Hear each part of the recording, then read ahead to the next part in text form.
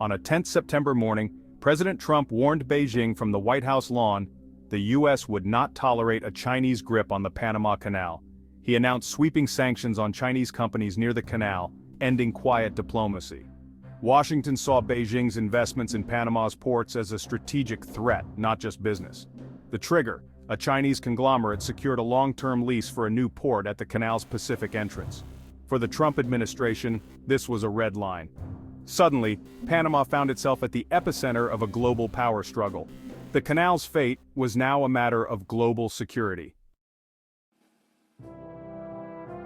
To grasp today's crisis, we must revisit the canal's turbulent history. The U.S. built the Panama Canal after engineering Panama's split from Colombia in 1903, securing control over the waterway. The canal was a marvel, but thousands died building it. For decades, the canal zone was American territory, a strategic asset and a source of pride. It allowed the U.S. Navy to move swiftly between oceans and fueled global trade. For Panamanians, though, it symbolized lost sovereignty and foreign domination. Nationalist protests grew, and by the 1970s, the American presence felt like a colonial relic. In 1977, President Carter and Panama's Omar Torrijos signed treaties for a gradual handover.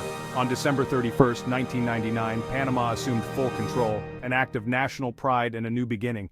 Yet the treaties included a crucial clause: the canal's permanent neutrality and the U.S. right to intervene militarily if threatened. This clause, once a historical footnote, is now at the center of renewed tension. The canal's legacy is one of ambition, sacrifice, and contested sovereignty. Today, its neutrality is being tested as never before. The world's most vital shortcut is again a stage for global rivalry. Panama's hard-won independence is under pressure from new superpowers. The canal's past is shaping its precarious present. The question now, who will control its future? The answer could reshape the hemisphere. The stakes have never been higher. China's rise in Panama was methodical, not sudden. After Panama recognized Beijing in 2017, Chinese investment surged. Panama joined China's Belt and Road Initiative, opening the door to massive infrastructure projects. Chinese firms built bridges, convention centers, and most strategically secured leases for ports at both ends of the canal. Hutchison Whampoa, with close Beijing ties, gained control of key facilities. For China, Panama is a critical link in global trade. Control means security for its exports and imports. Heavy investment reduces China's vulnerability to U.S. pressure in a crisis. Washington sees more than economics. It fears these ports could host Chinese naval ships or intelligence operations. The U.S. worries about a string of pearls, commercial outposts with military potential. What China calls business, America sees as a strategic threat. The canal is now a chessboard for global power. Beijing's moves are calculated, patient, and far-reaching. U.S. dominance in the region is no longer assured. Panama's openness to Chinese investment has redrawn the map of influence. The stakes are not just commercial, they're military and political. The world's trade artery is now a front line in a new kind of rivalry. The question, is Panama a partner, a pawn, or a prize? The answer will shape the next era of global order. The U.S. has launched a broad campaign to counter China's advance in Panama. Diplomats and military leaders now make regular visits to Panama City, offering investment and security cooperation while warning against Chinese dependence. Washington highlights the risks of debt-trap diplomacy and urges regional allies to unite against Beijing's expansion. The U.S. is rolling out its own infrastructure initiatives like the America Creasy program to compete with China's Belt and Road. Sanctions have been placed on Chinese firms with alleged military ties, raising the stakes for Panama. Militarily, the U.S. Southern Command has increased joint exercises and naval patrols near the canal. The message: America remains the ultimate security guarantor. This show of force is meant to reassure allies and deter Chinese ambitions. The U.S. is determined to reassert primacy in its backyard. The days of passive oversight are over. Every move is now scrutinized in Washington and Beijing. The canal's neutrality is under unprecedented pressure. Panama is caught in the crossfire of a new great game.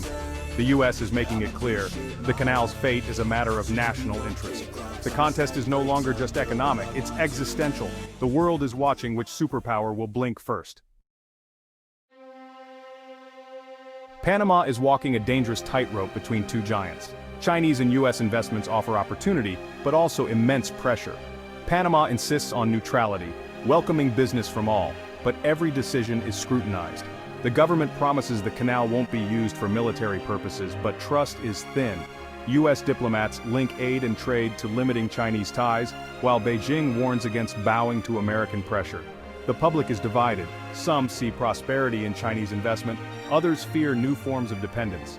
Protests erupt over labor and environmental concerns tied to foreign projects. If Panama leans too far toward China, U.S. sanctions could devastate its dollarized economy.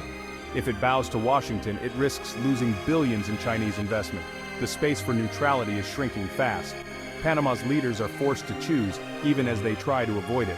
The canal's future and Panama's sovereignty hang in the balance. The world's eyes are on this small nation's next move. The stakes are nothing less than its independence. The Panama Canal is a vital artery for global trade.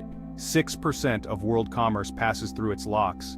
Any disruption would send shockwaves through supply chains, raising costs and prices worldwide. If the U.S. blocks Chinese ships or China retaliates, shipping costs would soar and goods would become scarce. American farmers, Chinese factories, and global consumers would all feel the pain. Even the threat of conflict adds a risk premium, forcing companies to consider longer, costlier routes. The canal's stability underpins the global economy. If superpowers weaponize choke points, the world could split into rival trade blocs. Efficiency would give way to political loyalty, making everyone poorer. The canal's fate is a test of globalization itself. The world cannot afford a heart attack at its commercial core. The Panama Standoff echoes the Cold War, two superpowers, rival ideologies, and a battle for influence in a small nation. But today, the US and China are deeply intertwined economically, making confrontation riskier. A direct clash would hurt both sides, creating a strange mix of competition and codependence. China's model, state-led capitalism and authoritarian governance, offers an alternative to Western democracy, appealing to some developing nations. The rivalry is global, but its arrival in America's backyard is unprecedented. China's presence in Panama is the most serious challenge to US dominance in decades. The stakes, America's resolve, China's ambitions, and the shape of the new world order. The canal is now a test case for managing great power rivalry. The outcome will set the tone for future conflicts. The world is watching to see if history repeats, or if a new path emerges. The tropics have become the front line of a new era. The next moves will define the century.